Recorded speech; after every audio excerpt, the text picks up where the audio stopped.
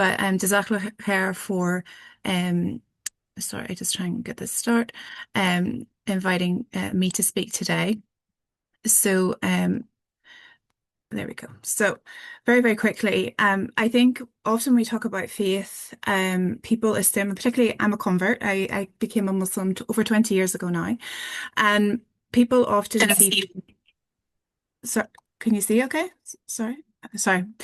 People often assume that faith is you were here and you came here and that is your life. But my experience, faith has been full of twists and turns, sometimes unexpected, and that certainly is my journey. And sometimes we go down dead ends. 15 years ago now, I was a Muslim for about 5 years. I took off my hijab and it was all too hard. I can't do this. It's too much.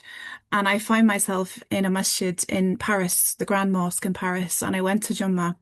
I was obviously put my scarf on. I went to Jummah, and the sisters there I don't speak French, but the sisters there, they were giving dates, they were giving food, and I had this real profound moment where I realized this is the path that I want to be on, and often when people see what someone looks like, or they just assume this A to B path. And that is not what faith is. Faith is often messy. It's sometimes full of failures. It's sometimes full of mistakes. But ultimately, it is the anchor that keeps us, and we keep pulling back. I did grow up in a household which was a fundamentalist Christian household. My parents are extremely religious. They don't drink, they don't smoke, they have very high kind of moral values, and that was the environment that I grew up, and that was the family roots that I had.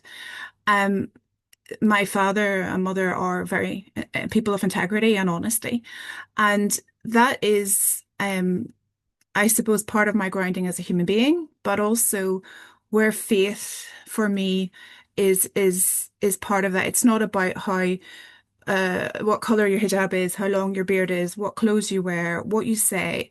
It's ultimately about what you do. And the faith, like that, I've just explained that situation 15 years ago. It's the thing that brings you back. So we often talk about, faith as roots, but it can also be an anchor. If you're a ship, if you're on a boat, you will move around in a storm. You could be, the sea could rise, the sea could fall, but it's the anchor that keeps you grounded. It doesn't stop the waves around you, but it just keeps you from drifting away. And for me, that's what faith ultimately is. And it's not a call to perfection. I think sometimes, mashallah, there are amazing scholars who talk about faith and talk about doubt. And sometimes you might feel, I have to be perfect. I have to have no doubt. I have to always, if I don't do this, then, it's a massive sin if I question anything. And I think ultimately we have a responsibility to learn, to continue to learn and to reflect on our faith. And there will be moments of doubt, but we don't have to be perfect, and it's okay to keep learning.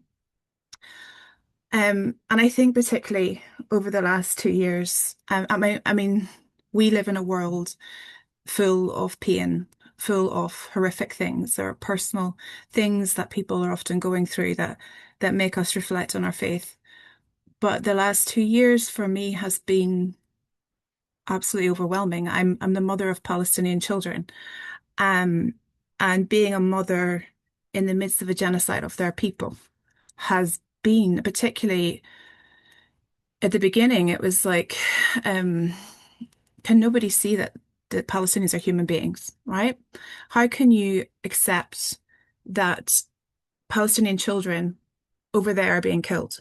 How can you accept that? And then my children are here in front of you and they're Palestinian too. What is the difference between those children and my children other than a couple of 100 miles? And so many people will know that Ireland as a whole, I'm from Northern Ireland. Northern Ireland as a whole is very pro-Palestine. In the north of Ireland, which is part of the UK, large proportion of the population is actually pro-Israel. So we have just round the corner from me, there's a street that about half a mile with Israeli flags on both sides. And, I'm driving past those sometimes thinking, what world I live in? Where is the justice? And I think faith doesn't remove those feelings, but it gives us that sense that there is a divine justice. Inshallah, things will be right. There will be a reckoning at the end. And I think the faith for me has been very grounding. It doesn't mean that we're moved like that ship, we're blowing in the boat, but we're not uprooted. We're not sailing away. Our tree is not falling over because those roots and that faith in Allah subhanahu that there is a sense that justice will be done, and um there is a reason behind everything that's happened. There is a logic behind it, even if we can't see it. I absolutely love tatrees. I don't know if you know tatrees. It's the Palestinian embroidery. And I have some, you can't see it because it's blurred out, but I have some on my wall. And it's this beautiful ornate pattern. But if you flip it over, there's lots of messy threads. And sometimes life is like that. Um, we see all the messy threads and we don't see the pattern on the other side. But, subhanAllah, that's what Allah sees, and that is the plan that ultimately, when all is said and done, that will be seen. But at the moment, we're seeing all those threads, we're seeing all the messy stuff, and that can make it difficult. But, just that faith, that grounding, that, inshallah, there is a reason, there's a qadr of Allah behind all the things that we see. And sometimes just stepping back and trying to ground ourselves in that is so important. Um, and I've deliberately picked an olive tree because um, I just thought this was a beautiful image of the roots. We often talk about roots grounding us or grounding, the tree. Um, so, but roots don't just work for the tree. Does that make sense? Roots, they stabilize soil. They provide nutrients to the soil. There's bacteria and various things that go back and forth. So the tree is getting water, but also the soil is getting nutrients from the tree. And faith isn't just about what it is to us, it's also to what it is around us. So those roots, um, if we are sincere, if we have a good intention, if we know why, even if nobody is watching us, we're doing the right thing. If we take our amana, our responsibility seriously, we recognize that this is, our lives are a trust. The things that we do, our work, whether it's in community, whether it's in your home, wherever your, excuse me, your sphere of influence is, that we take that trust responsibly. And we do it to our best. We practice Nisan excellence, and we try and do well even when it's unseen and imperfect. It doesn't just impact our faith, it can impact the people around me, the people around you. It's not about being flawless, it's about bringing us back to center. Whenever I first spoke to a Muslim 25 years ago, the sister that I spoke to was from Turkey, and I just remember her talking about her personal faith. And that set me on a journey. The only thing I knew about Muslims at the time was 9/11. That was all I knew. And beheading and, all the kind of stereotypical things. And, coming from a Christian, evangelical Christian background, a lot of stuff, about Islam being satanic and different things. But it was that sister's faith. And I've not spoken to her since. I have no idea. I can't even remember her name. But it was that sister's faith that impacted me. So not only was it grounding her, it impacted those around her because her nur, the beauty of her faith. Not only was she was talking about how it was, we were on a study thing, and she was talking about how it was grounding her faith and helping her with her son and all these things, but it also impacted me. So again, I think we often focus on the perfection.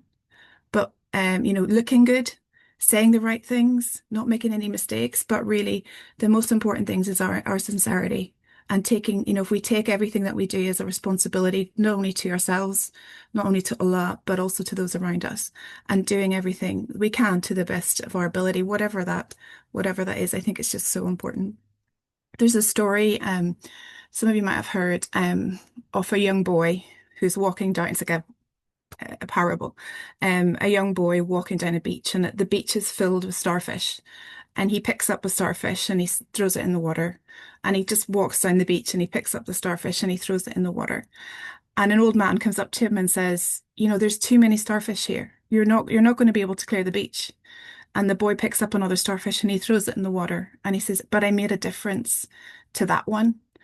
And sometimes we're so focused on the big picture that we don't realize the small things that we do can make a difference. And even if it's just for one person, inshallah, that is huge. And often, we're so like, we have to change the world, we have to stop, the bombing of Gaza, we have to do, but we can't do everything. But we certainly can do what we can within the space of sphere of influence that we are in. Um, faith, it doesn't remove grief or stress or uncertainty. And I think often, particularly people who have had maybe depression or, and I've suffered from postnatal depression after I have four children, but particularly after the birth of my probably my second child. And I was in a very, very dark place. And it feels like a failure. And I think often, sometimes culturally, sometimes spiritually, we view things like that as personal failures, but and often as a failure in terms of faith. Like, oh, there's something wrong with my faith. Why am I feel like this? Why am I ungrateful to Allah for all He has given me? And I think recognizing that that's just part of being human. And sabr doesn't always look like maybe sometimes we think, we see people who have, subhanAllah, they've faced the most horrendous things. Like like looking at the people of Gaza and they've something has horrendous has happened and they're just praising God. And I'm just thinking, I don't know if I could do that. I don't know if I would have that strength. Um, but sometimes sabr is just that steady perseverance. That means you get up in the morning, that you have a shower, that you feed your children, or whatever it is. It doesn't always look as dramatic as that. And again, just trusting in Allah, like this little heron here is trusting very much in his little flowers. But we have to do the best we can, but also trust that Allah has that knowledge, like the weavings and the embroideries, that we see one side, but Allah sees the other side, and putting our trust in Him. And again, it doesn't mean that we're going to have a perfect life. I think sometimes we look at nowadays with Instagram and TikTok and everything, we see these perfectly curated lives, people in Dubai and they have all the skincare and all the brands and um there's this kind of sense, well, they've got it all sorted. Why is my washing not done? And why is the kitchen a mess again? And my children are not listening to me or whatever it is. But it's just coming back and, realizing that all this stuff is noise. Um, we all have real lives and real lives are often messy. And our faith, it's not going to prevent all that stuff. It's not going to make our lives perfect, but we can still stand in the midst of whatever it is that we're going through. And I think just to sort of finish that, one of the things that I I realized that, I grew up, as I said, in a very conservative Christian home, which is not mainstream to UK society. And I often felt that I didn't really fit in. And in that sense, I don't know what it's like to grow up as a Muslim in the UK, but my children do, and I witness the additional barriers that they often face, and I can relate to it to some degree. Um, and I am so proud of them every day because I see their faith. My daughter, mashallah, she started wearing hijab when she went to secondary school, and she's had to navigate spaces that are not built for people who look like her. And I think in the UK, we sometimes have to acknowledge that the spaces are not built with Muslims in mind. Women of color, they're not built with you in mind. As women, sometimes we're dealing with faith spaces that are not built with women in mind. And our presence in whatever level and whatever way that is part of changing that. And sometimes um, you may be the only Muslim woman or the only in a particular space, and that in itself can be powerful and be part of making it easier for others who follow you. And I think just recognizing that you will be tired. Um, we can try and be super moms and we can try and be everything to everyone, and you will burn out. Um, you will make mistakes. I've made so many mistakes in my life. But alhamdulillah, um we have a faith that teaches us that Allah is forgiving. and merciful. And we will falter. Like that ship, we will be blown around in the wind and by the waves. But being rooted in our faith, coming back to the principles of our faith means that we're not going to be lost. We're not going to sail away. We're not going to, many of us experienced Storm Chandra over last week. I have a tree at the front of my house which is still fallen over. It was in a pot. I put it up. It fell over again. But it's still alive. It's still fighting. And, alhamdulillah, sometimes life is like that, but it means we're not lost. And, sometimes we think that, as I said, sometimes faith is the big actions. It's the standing up in front of people and talking, or it's changing the world. But sometimes the biggest thing we can do is make dua. And that is an action that any of us can make at any time. Alhamdulillah, we have this blessing from Allah that we can ask for Him at any time, and sometimes the dua is our action. I think also as women we have amazing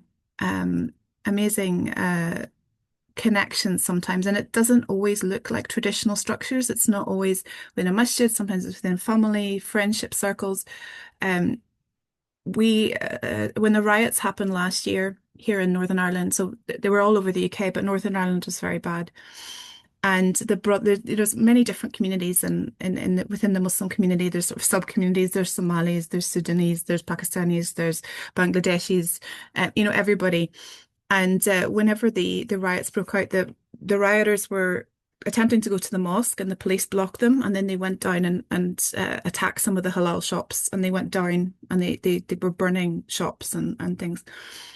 And the brothers were trying to contact, who's the imam of this masjid and who's the head of this community. The sisters were already all in a WhatsApp group from all different communities, because sisters, mashallah, they have this, we have these skills of bringing people together, and that is our protection. We were able to help people in the midst of crisis because of that, cross community links that we had made over the years.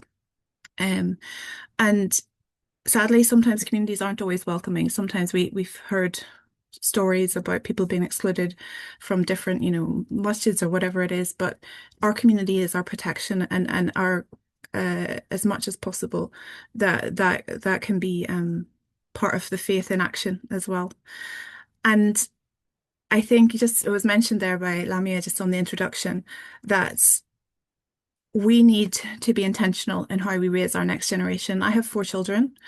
Some of you will have children, some of you won't, but you will have maybe nieces, nephews, friends with children, whatever influence you have on the next generation. You don't have to be a mother to be an influence on the next generation, but building a world for them in which they can be free to express their faith, to be firm in their faith, not ashamed to be Muslim. There's so much horrendous stuff in the news at the moment.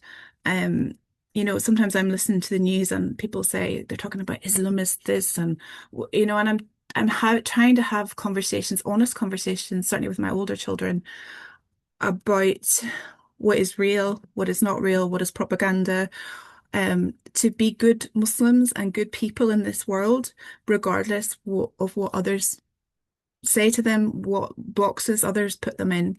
And inshallah, I hope that they will do that. So that is just a very brief overview. I hope I haven't gone over time.